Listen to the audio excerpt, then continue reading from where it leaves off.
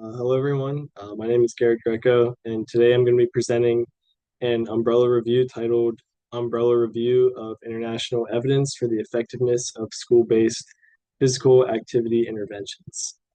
So this study was conducted at the University of Sheffield in the United Kingdom, and it had additional affiliation to a university in Saudi Arabia.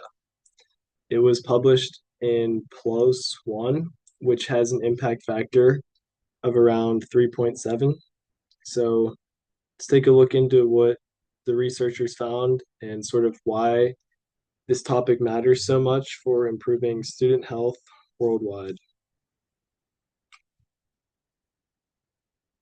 So looking at a little bit of an overview, childhood obesity and physical inactivity have become major global health concerns. And today, nearly 81% of adolescents don't meet the recommended 60 minutes of moderate to vigorous physical activity per day. Because most kids spend so much time in school, schools are seen as one of the best to promote active lifestyles, which in my opinion makes total sense. There are already so many different programs like classroom breaks, active commuting. Till now, it hasn't been clear which ones act. So this umbrella review pulled together findings from 3 different systematic reviews and meta-analyses. Published between the 2018 to 2024 range to give us a complete picture of what exactly is effective.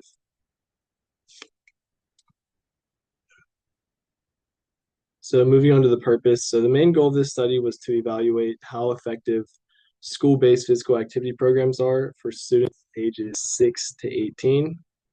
Authors reviewed popular interventions such as active breaks, active transport, and different multi-component programs that combine fitness, education, and as well as nutrition. They wanted to see which programs actually improved physical activity levels or lowered BMI. And this research updates earlier evidence and gives global insight into how schools can sort of better encourage movement among children as well as teens.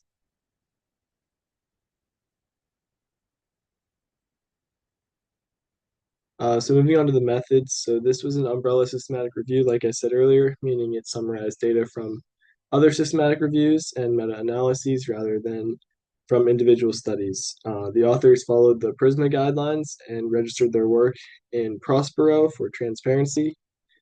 They searched PubMed, Scopus, and some other reviews published between December 2017 and January of 2024.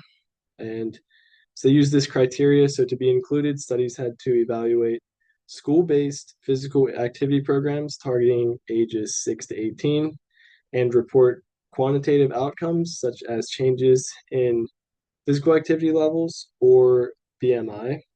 And the quality of each review was rated using AMSTAR 2, which classifies studies as high, moderate, low, or critically low quality. And in the end, they analyzed 23 different reviews and 15 systematic reviews and 8 meta-analyses made up that 23. And now let's move on to the results. So for children ages 6 to 12, a few programs definitely stood out. The Daily Mile program produced significant gains in moderate to vigorous activity, as well as the overall fitness. In some studies, kids in the program achieved around 10 extra minutes of MVPA per day compared to controls. Although their BMI didn't change much, physical activity and physical fitness clearly improved. Next, the active break programs, which add short bursts of movement between lessons, also steps counts and physical activity levels, though they didn't reduce sitting time very much. The theory-based programs, especially those grounded in behavior changing models, showed stronger, longer lasting outcomes. And multi-component programs combining movement with nutrition or lifestyle education reduced BMI slightly by about 0.4 kilograms to square meters. Um, For adolescents ages 12 to 18, the results were pretty modest. Programs combining physical activity with nutrition and education led to small positive changes in activity and BMI, but it was clear that changing behavior during the teen years was definitely harder. When looking at both children and teens, active transport programs like walking or biking to school had strong results. These programs increased MBPA from by up to 20 minutes per day when both the trip and to and from school were active. The active desks were another creative idea. They helped lower sitting time and slightly reduce BMI. And finally, motivational and educational programs improve students' motivation, their self motivation, their social confidence, and their mental well being related to physical activity, which is good.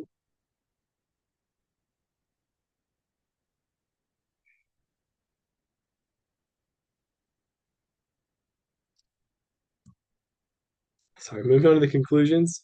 So, what does this all mean? The most effective approaches were the daily mile, the active breaks, active transport, and multi-component interventions.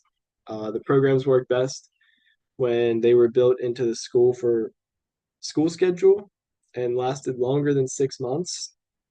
For practical use, schools can add short movements throughout the day, combine health nutrition, maybe involve others to build a supportive culture.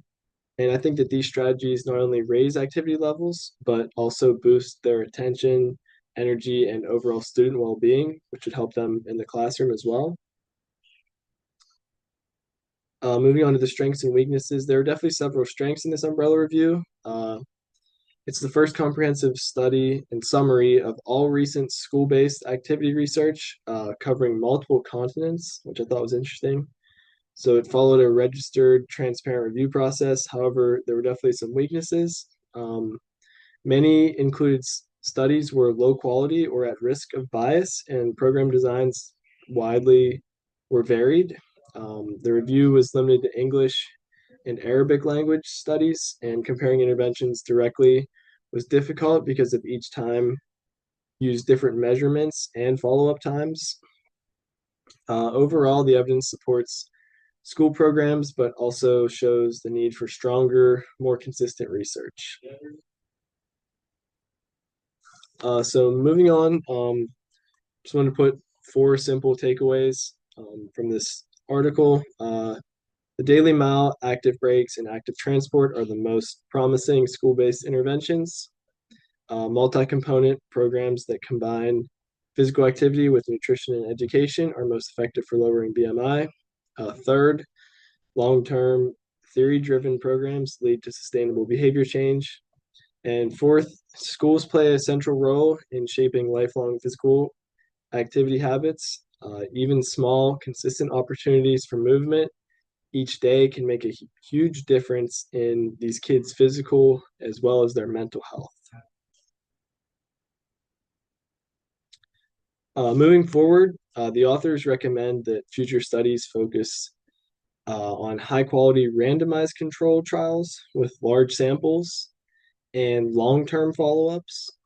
They also suggest using validated activity measures, exploring culturally adapted programs, and improving transparency in reporting and funding sources. From my own perspective, schools should keep these programs simple and fun, so students could actually enjoy learning and enjoy moving.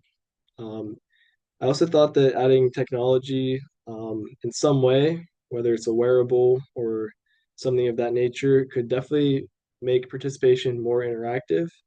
And it could also help the teachers or whoever wants to monitor them uh, see their progress over time. But overall, building a school culture that values movement and well being could definitely help reduce childhood obesity and promote healthier lifestyles worldwide.